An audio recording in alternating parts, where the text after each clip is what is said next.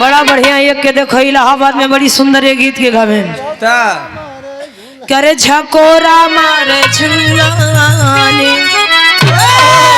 झकोरा मारे झूलानी साड़ी लहराए हो झकोरा मारे झूलानी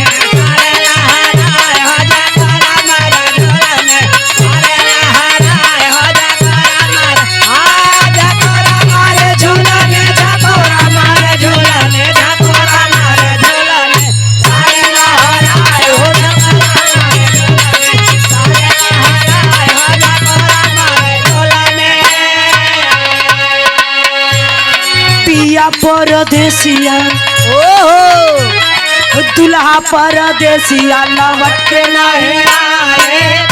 परदेसिया लौट के नहीं आए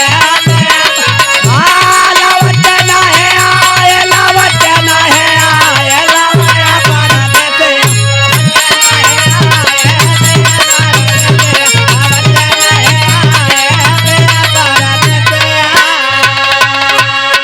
अरे बियहिन के दर्द मर्द समझ नहीं पाम दुल्हा परदेसिया लौट के नहीं आए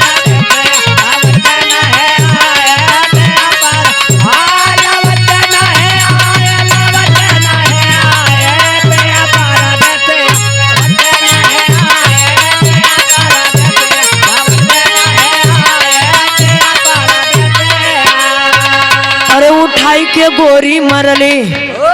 अरे उठाई के गोरी मरली नया नाम ऐसे पाल हो उठा के गोरी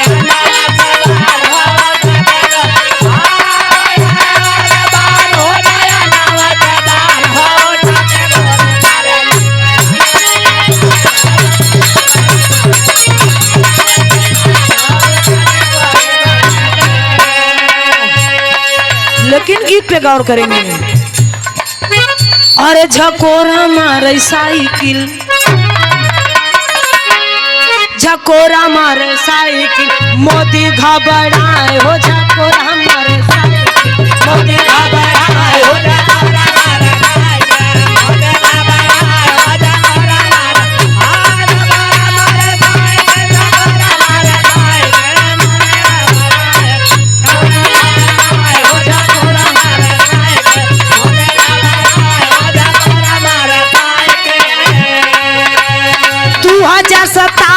में फूल मुरझाए हो झकोरा हमारे साइकिल मोदी घबराए हो झकोरा हमारे साइकिल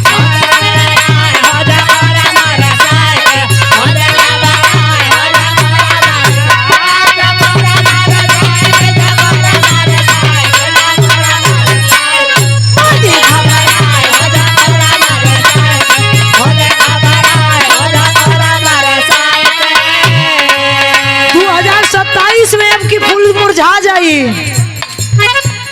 दुखिया गरीबवन के अब की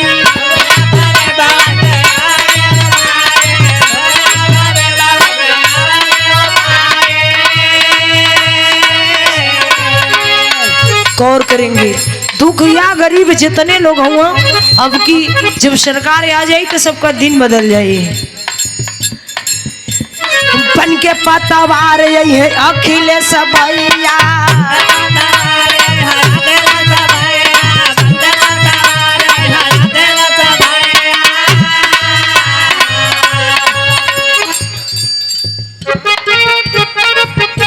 और देखिए ओम प्रकाश यादव प्रशासनिक अधिकारी है जीएसटी विभाग जौनपुर ये देखिए बड़े भैया की ओर से पुनः 201 रुपया दे के सम्मान की बन के पतवार यही अखिलेश भैया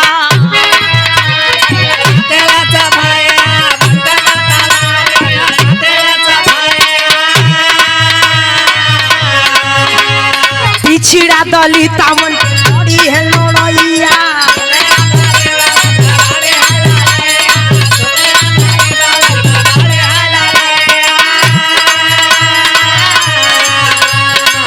संविधान डिम्पल भाभी जी बचाए हो झकोरा हमारे साइड मोदी घबराए हो झकोरा हमारे साइड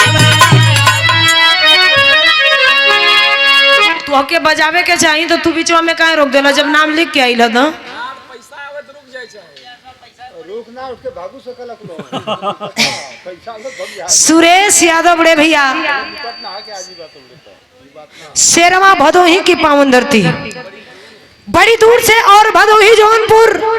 कविता का जान है।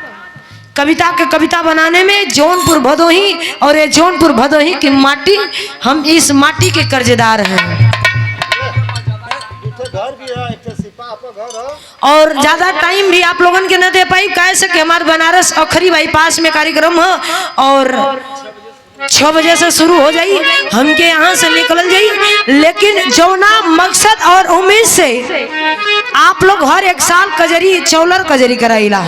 तो एक लाइन हमारा मुखार बिंद से चौलर कजरी सुन ली आप लोग एक बाद समाप्ति गाना।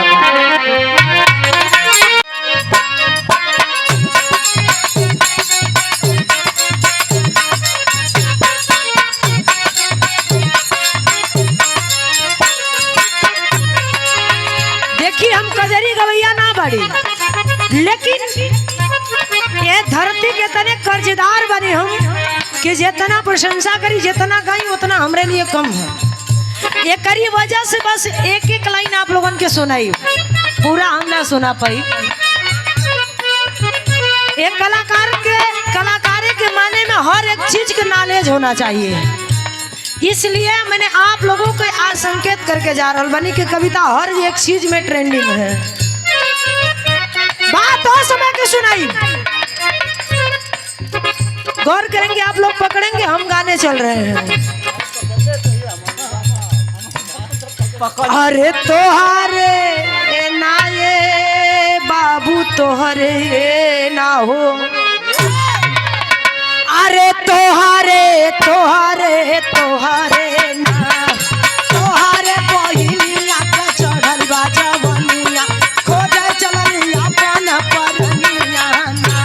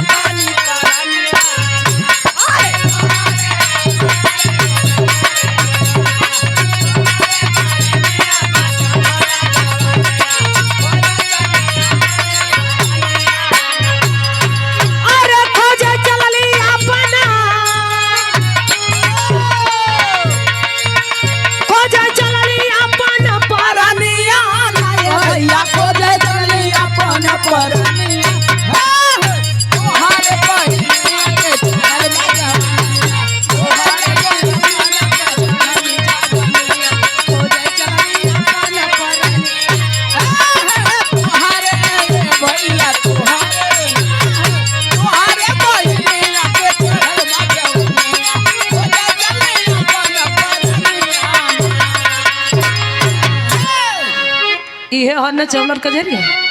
ये है ना कहली है कि कलाकारी हर चीज होना चाहिए। अर्थ बता था ये गीत कब का है जौनी समय लंकापति रावण के बहन सुपनखा जौनी समय प्रभु श्री राम और लखन जी पंचवटी में पहुंचल हम शादी के अपन देखलस कि सुंदर सुंदर मानव है हाँ। हमसे सदिया हो जाता है तो हमारी जिंदगी सवर जाए लगल मेडराए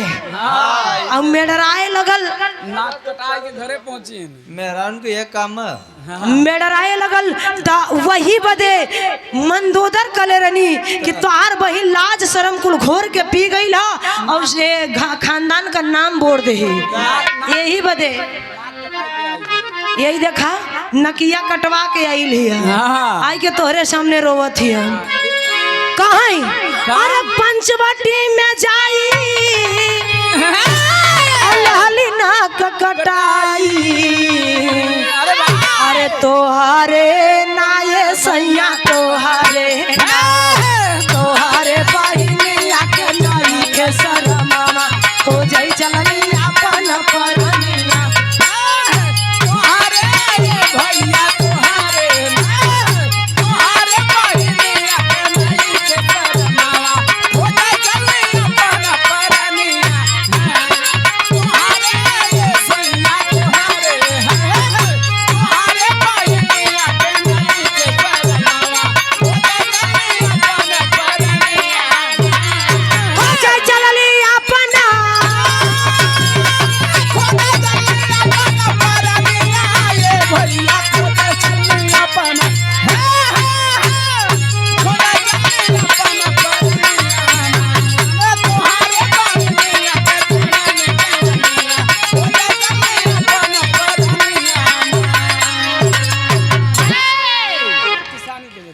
ई देखा कजरी हो,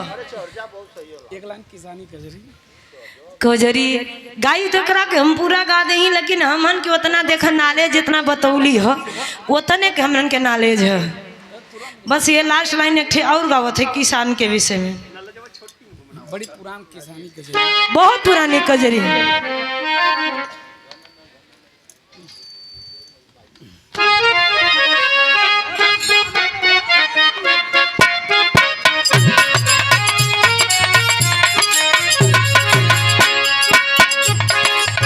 देखा आई देखा, अरे घनन घनन नाये बाबू घनन घनन ना हो, अरे घनन घनन नाये भैया घनन घनन ना हो, घनन घनन घुघुरु बाजेला गर गनावा, बैला लेके चलल बाकी सनवा ना, घनन घनन भैया मोरे घनन घनन ना हो, घनन घनन घुघुरु बाजेला गर गनावा, बैला लेके चलल बाकी सनवा ना।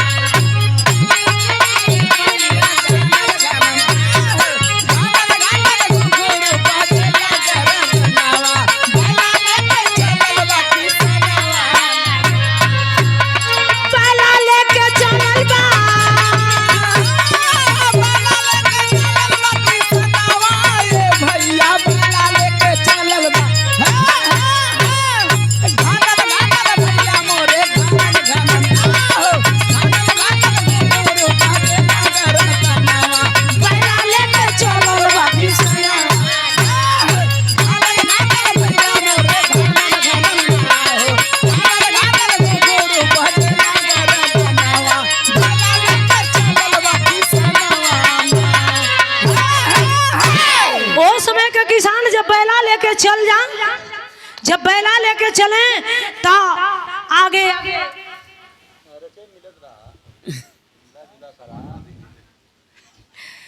ओम प्रकाश यादव बड़े भैया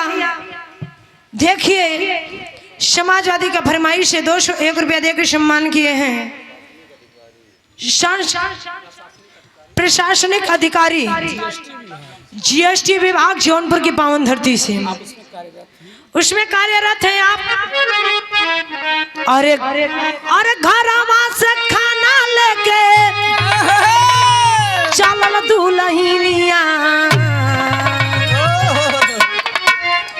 अरे तोहरे ना ये सैया तोहरे ना,